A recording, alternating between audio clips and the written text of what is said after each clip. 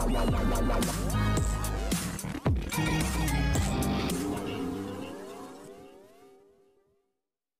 TRP show mehndi है रचने वाली के आज रात के एपिसोड में क्या कुछ होने वाला है, चलिए आपको बताते हैं इस इंटरेस्टिंग अपडेट में। लेकिन उससे पहले अगर आपने चैनल को सब्सक्राइब नहीं किया है तो हमारे चैनल को सब्सक्राइब ज़रूर करें। वेल, आज रात के एपिसोड में दिखाया जाएगा कि राघव कहेगा पल्लवी से कि तुमने मेरी माँ को मैनिपुलेट किया है मुझसे शादी करने के लिए। पल्लवी जैसे ये बात सुनेगी वो राघव को शट अप कहने के लिए कहेगी, लेकिन कहेगी कि मैं ये भी जानती हूँ तुमने जो मुझे पैसे दिए हैं इस सब की वजह से तुम मेरे साथ ये कर रही हो। मैं बहुत जल्द तुम्हें सारे पैसे लौटा दूंगी, लेकिन इस तरीके से तुम बकवास तो मत करो। मैं तुमसे कभी शादी करने में कोई इंटरेस्टेड नहीं हूँ और तुम मेरी कार से बाहर निकलो। पल्लवी यहाँ पर हेल्प के लिए कृष्णा को बुलाती है, लेकिन वो सुन नहीं पाता। उधर जया कहेगी कीर्ति से कि चाहे जो हो पल्लवी और राघव एक दूसरे के साथ में तो नहीं जम पाएंगे। राघव हमेशा पल्लवी को एक गरीब लड़की की तरह टॉर्चर ही करेगा। यहाँ पर जया कहेगी कि पल्लवी पुअर नहीं है, वो गरीब नहीं है। पल्लवी को पता है कि उसे कैसे लड़ना है। वो बहुत अलग है, वो सिंपल दिखती है लेकिन वो बहुत स्ट्रांग है। अगर कोई राघव की टक्कर में है तो वो सिर्फ पल्लवी है जो उसे अपने लिए सरेंडर करवाने में कामयाब बना सकती है। उधर दिखाया जाएगा कि राघव जैसे ही पल्लवी के बारे में सोचेगा उसे और भी ज़्यादा गुस्सा आएगा और वो अपनी शर्ट पर और भी ज़्यादा एडमिट हो जाएगा और कहेगा कि चाहे जो हो जाए पल्लवी से बदला मैं लेकर के रहूँगा। उधर दिखाया जाएगा कि जो सुलोचना है वो बार बार इंसल्ट करती रहेगी पल्लवी के घर वालों की। तभी शारदा कहेगी कि सिर्फ मेरी बेटी ही है जो हमेशा से इस घर के सही और गलत के लिए लड़ी है, और आज पल्लवी की जब ज़िंदगी में एक ठहराव आने की बात हो रही है तो आप सब को इतनी ज़्यादा तकलीफ़ हो रही है। एक बार फिर से पल्लवी राघव की बराबरी में आने वाली है। राघव हालांकि इतना बुरा नहीं है, उसके अंदर भी प्यार है, लेकिन हाँ वो बहुत जल्द इस बात को एक्सेप्ट भी करेगा। और यहाँ पर हर कोई ये बात सुनकर काफ़ी ज़्यादा परेशान हो जाता है। उधर कीर्ति अपनी माँ की बात सुनेगी और कहेगी कि आपका हमेशा से अपना फेवरेट बेटा राघव ही रहा है ना, चाहे जो हो जाए। जया कहेगी कि हाँ वो मेरा बड़ा बेटा है तो इसलिए मैं उससे नफरत कैसे कर सकती हूँ।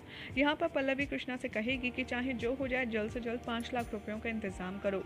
उधर राघव फरहाद को कॉल करेगा और पल्लवी के पीछे पीछे चलेगा और कहेगा कि चाहे जो हो जाए जितने भी पैसे देने वाले हैं उन सब से मना करो और कहो कि पल्लवी को कोई पैसे नहीं देगा। पल्लवी कहेगी कि मैं तुमसे नफरत करती हूँ लेकिन मैं तुम्हारे साथ एक पर्सनल रीज़न है जिसकी वजह से कुछ कर नहीं पाती। तो यहाँ पर राघव कहता है कि मेरे पास भी अपना पर्सनल रीज़न है जिसकी वजह से मैं तुमसे शादी करना चाहता हूँ। कीर्ति कहती है अम्मा से कि आप क्या सोच रही हैं राघव के बारे में, और पल्लवी के बारे में आप कुछ नहीं सोच रही। जया कहती है कि मुझे पता है मैं एक माँ की तरह कैसे सोच रही हूँ। राघव यहाँ पर कहेगा पल्लवी से कि तुम मुझे सुन रही हो या नहीं सुन रही हो। अगर तुम्हें पैसे चाहिए तो मेरे पास बहुत सारा पैसा है। अगर तुम्हारे पास घर नहीं है तो मैं तुम्हें घर भी दूंगा, तुम्हें मैं इज्जत दूंगा और तुम्हें मैं सब कुछ दूंगा। अगर तुम मेरे से शादी करती हो तो कोई भी तुम्हें कुछ भी ब्लेम नहीं कर पाएगा। इतना ही नहीं, वो पूरी तरीके से पल्लवी को अपने से शादी करने के लिए कन्विंस करने की कोशिश करता है और कहता है कि अगर तुम मुझसे शादी करती हो तो तुम्हें हैदराबाद के किसी भी मॉल में शॉप भी मिल जाएगी, कोई भी तुम्हें कुछ नहीं कर सकता। जिसके बाद राघव नोट का एक रिंग बनाता है और अपने घुटने पर बैठकर पल्लवी को प्रपोज करता है और कहता है तो इसीलिए तुम मुझसे शादी कर लो।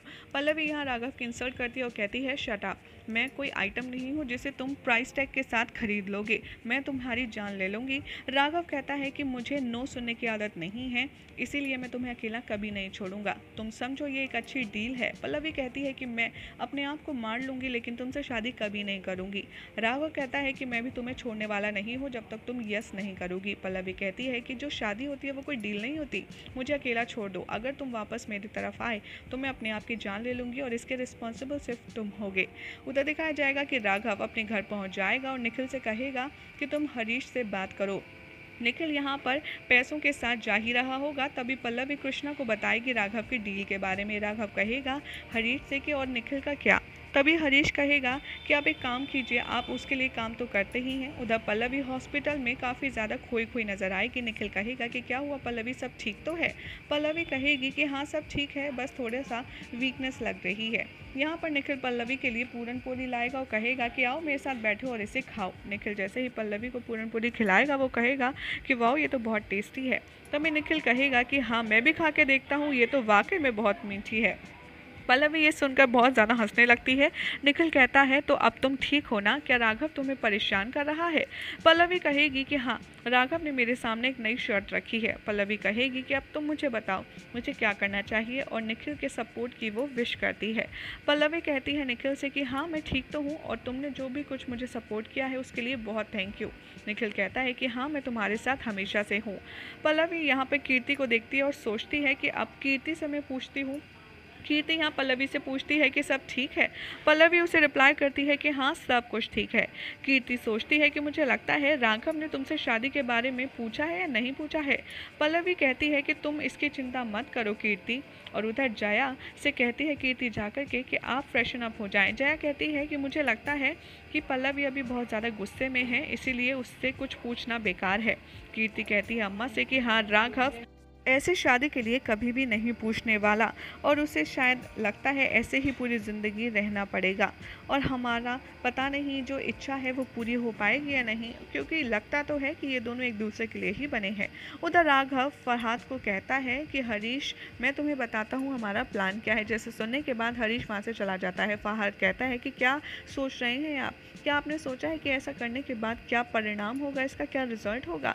आप कुछ भी करने से पहले 2 बार सोच लीजिए, कहीं ऐसा ना हो कि आप कुछ कर दें और वो बाद में पछताएं और उसके लिए बहुत देर हो जाए। राघव कहता है कि हाँ पल्लवी अब तुम बहुत ज़्यादा केयरफुल रहो, क्योंकि कल का दिन सिर्फ और सिर्फ मेरा है।